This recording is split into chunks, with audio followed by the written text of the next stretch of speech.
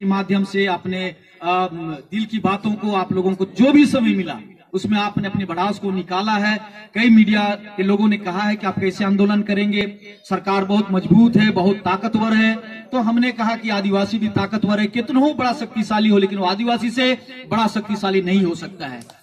मैंने कहा है कि हम 40% रॉयल्टी केंद्र को देते हैं, भारत देश को, और उस राज्य से हम लोग आए हैं। और उड़ीसा भी कम नहीं है, छत्तीसगढ़ भी कम नहीं है, और इसलिए उस राज्य से हम लोग आए हैं। और हम लोग यहाँ का बिजली पानी हुक्का पानी बंद करने की औकात रखते हैं, और इसलिए आदिवासियों से बड़ा शक्तिशाली कोई सरकार नहीं हो सकता है। इस बात को आप सबों को ध्यान में रखना होगा, और इसलिए हम लोग बड़ी लड़ाई की ओर आगे अब बढ़ रहे हैं। और इसलिए जंतर मंतर में धरना हो गया, 26 फरवरी को रैली है, और हम लोग रामलीला मैदान में बड़ा रैली करने जा रहे हैं। इसके बाद जो तिथि की घोषणा हम लोग झारखंड जाके जितने भी संगठन यहाँ पर आए हैं उसको बुला के, अलावा भी साथ में होंगे, और भी संगठनें होगी, और उसके बाद में हम लोग दिल्ली जंतर मंतर का ये कार्यक्रम तय करेंगे। और जो भी कहीं पर भी कोई कार्यक्रम हो रहा है कोई दूसरे और संगठनों के द्वारा, आप जितने भी राष्ट्रीय सरना समाज रक्षा अभियान के साथ जुड़े हैं, आप विचलित नहीं होंगे कि हमारे संगठन के अगुवा कुछ नहीं कर रहे। हो रहा है बड़ी धैर्य के साथ। हम लोग नहीं चाहते हैं कि किसी तरह, जैसा कि बड़ा बड़ा आंदोलन हुआ अभी, लोग 5वीं अनुसूची के बारे में संविधान की बातों को नहीं कह के, आपने खूंटी में देखा क्या हुआ, गोली चल गया, मर्डर हो गया, और फिर लोग जेल चले गए।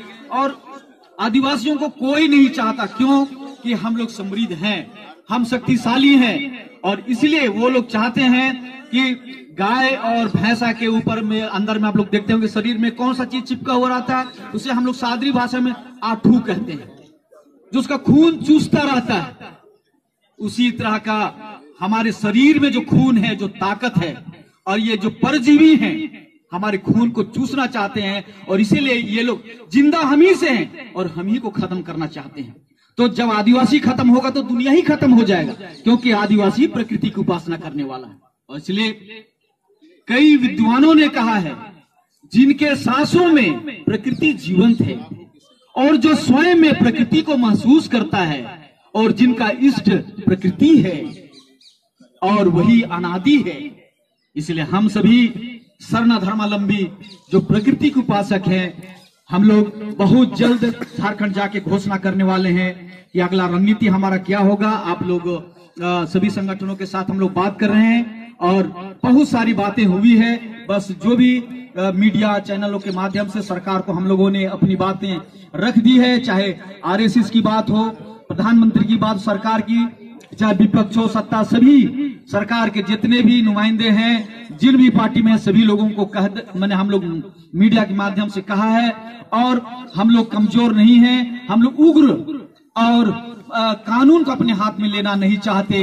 हाँ, तब है कि जब सर से पानी बहने लगेगा तो आदिवासी, जैसा कि हम लोगों के पास जो हमारा सरना झंडा जो प्रतीक के रूप में है, हम सादा हैं, सच्चाई है, और सत्य पर हम लोग जिंदा रहते हैं। कार्तिक बाबा हमेशा कहते हैं कि हम शांति प्रिय लोग हैं, और इसलिए हम सादा झंडा लेके चलते हैं। और हमारा एक लाल रंग भी है, जो हम बलि प्रथा बलि भी देने के लिए, और जो हमारा लाल रंग है जो क्रांति का प्रतीक है, और हम शांति के वाहक हैं और क्रांति भी करना जानते हैं। और शांति और क्रांति का प्रतीक हमारा सरना झंडा जो है, इसे लेकर हम दिल्ली आए हैं, और ये संदेश देने के लिए कि हमारा अधिकार हमें दो, और नहीं तो फिर हम आपके साथ दो हाथ करने के लिए तैयार हैं। तो चलिए, पुनः आप सबों को बहुत बहुत धन्यवाद, और जय धर्म जोहार।